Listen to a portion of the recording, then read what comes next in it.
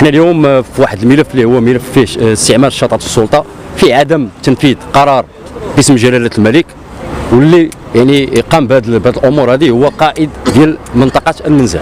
هذا القائد اللي عنده يعني مشاكل مع بعض الورثه اللي تابعوا المساطر القانونيه في المحكمه الابتدائيه والمحكمه الاستئناف، عندهم يعني حكم صادر باسم جلاله الملك في المحكمه الابتدائيه اللي كينصف هاد الورثه هادو. كذلك عندهم حكم من طرف محكمه الاستئناف اللي كينصفهم، ولكن ما نعيب عليه هو عدم تطبيق واحد القرار ديال جلاله الملك في هذا الاطار هذا.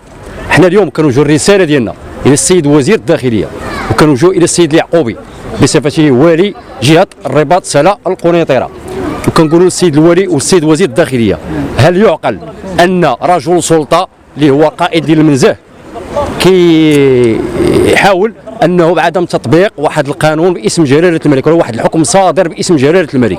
وهذا بحد ذاته يعني عمل يعني صراحه فيه خرق سافر للدستور المغربي في القانون ديال 126 اللي كيلزم على السيد القائد انه يطبق المساطر ولا الاحكام اللي باسم جلاله الملك. حنا اليوم خرجنا الاعلام باش نوضحوا لجميع المنابر الاعلاميه والراي العام الوطني يعني هذا الشطط في السلطه ديال هذا السيد اللي هو قائد ديال المنزه، وكنقولوا لجميع المسؤولين منهم السيد الوالي منهم السيد وزير الداخليه انه خصو ينظر لهذا الملف هذا، لانه فيه يعني خروقات خطيره، فيها خرق سافر في القانون ديال الدستور ديال المملكه اللي هو الفصل ديال 126 اللي كيلزم على اي رجل سلطه ولا اي مواطن مغربي انه يطبق يعني الحكم اللي هو صادر باسم جلاله الملك. وحنا كهيئه حقوقيه اليوم واقفين على هذا الملف.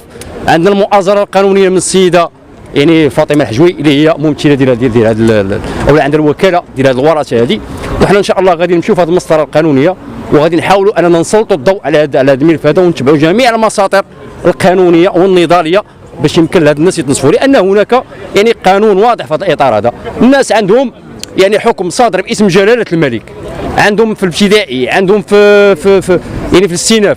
علاش السيد القائد كيحرم هاد الناس من هذه الوثيقه الاداريه اللي كتعطيهم يعني الحق باش يتصرفوا في الملك ديالهم؟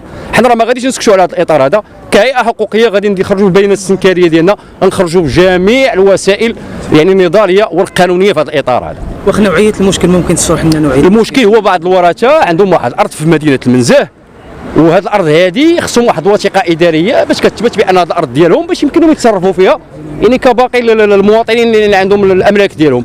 السيد اللي هو القائد ديال المنزه ما بغاش يعطي هذه الوثيقه الاداريه، تابعوا الناس المساطر القانونيه، دخلوا للمحكمه، خرج حكم صادر في الابتدائيه كيأيد يعني هاد الناس هادو باش يتصرفوا وياخذوا الوثيقه ديالهم. ما طبقوا السيد القائد، خرج في محكمه الاستئناف كذلك يعني الحكم عاوتاني من صالح هاد الورثه هذه، ما بغاش يطبقوا هذا القائد هذا. واليوم القائد كيطلب بالنقد. واش السيد القائد اللي عنده شي حاجه مع هاد الناس يخرج عندهم ديريكتومون يقول لهم راه عندي مشكل شخصي معكم، ولكن باش يتلاعب باسم ديال الحكم صادر باسم جلاله الملك اللي هو اعلى سلطه في البلاد وما يطبقوش، حنا كهيئه حقوقيه راه ما غاديش نسكتوا، لانه خرق سافر للدستور ديال المملكه وخرق سافر الفصل 126. شحال عدد الورثه اللي عدد الورثه كاينين، العدد ديالهم ما عنديش بالضبط العدد، ولكن كاينين ورثه بزاف. كتشوف انه كاين حيف تجاههم؟ كاين حيف وكاين شطات في استعمال السلطه.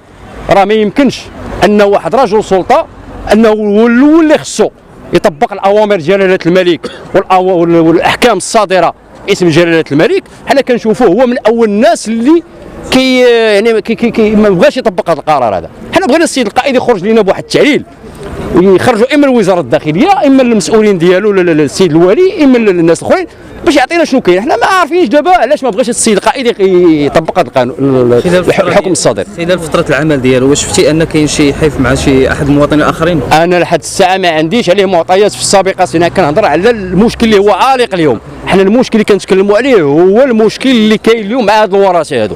هاد الناس عندهم الحق بانهم يستافدوا من الوثائق الرسميه ديالهم باش يعني يقضيو الغرض ديالهم في الاراضي ديالهم، يديروا اللي بغاو، شغلهم هذيك يبيعوها يحرقوها. المهم ورثه هما من الناس المسؤولين على ديك البلاد.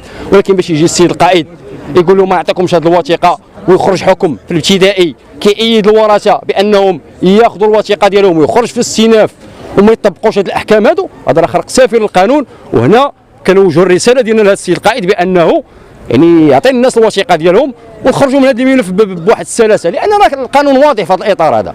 راه ما يمكنش اليوم حنا نشوفوا قانون صادر باسم جلاله الملك ويجي رجل سلطه اللي كيمثل السلطه ديال البلاد ديالنا ويقول لك انا ما غاديش نطبقوا، ما خليتيه المواطن العادي ما يقول. باش كتجي انت كرجل سلطه كقائد ديال واحد المنطقه وما تطبقش القرار ولا الحكم ديال جلاله الملك، راه هذا بحد ذاته راه خرق سفير القانون، وهذا بحد ذاته راه عمل غير مقبول بتاتا. شفنا الطندوس في مدينه تماره ديال المشاكل مع القياد، القائد اللي صرف شوف هاد الناس يعني واعيين تبعوا المساطر القانونيه، ما بغاوش يديروا بحال داك البلطجيه اللي داروا الناس هادو، راه ورثه، راه العدد ديالهم مع 15 ولا 16 ولا ما عرفتش عنديش العدد تقريبا ديالهم. ودابا هاد الناس يكون بغاو يقوموا بواحد العمل اللي هو عشوائي، كون جاو عند القائد هنا شي صرفق شي غوش، حنا علاش خاص في هذا الموقف هذا؟ الناس تبعوا المساطر القانونيه ديالهم، الله يجازيكم بخير، واعطيوهم عندهم حكم صادر من المحكمه ديال الابتدائيه وعندهم حكم صادر من المحكمه ديال الاستئناف، راه خصهم هاد الناس يتنصفوا. هذه رساله كنوجهها السيد وزير الداخليه، خصو يدخل على الخط.